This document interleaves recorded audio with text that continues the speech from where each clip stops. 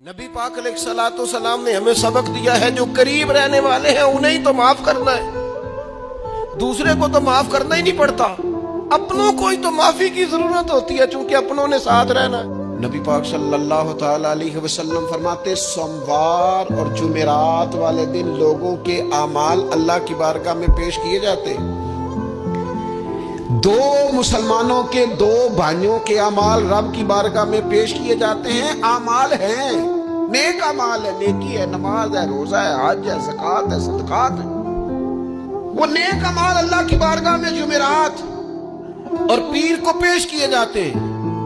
रब करीम फरमाते, ठहर जो जरा, इनके अमाल को रोक दो। या अल्लाह क्यों? फरमाए इसलिए कि इनके आपस में ना दिलों में नफरत है, घुटन है, अदावत है।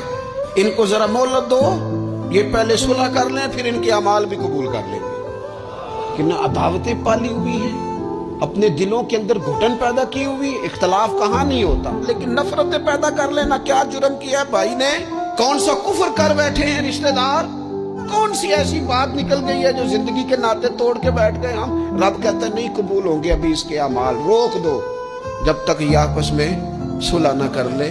हुजूर फरमाने लगे, जो हक पे होने के बावजूद सुलह की खातिर झगड़ा छोड़ दे, फरमाया मैं वादा करता हूं रब उसे जन्नत अता फरमाएगा।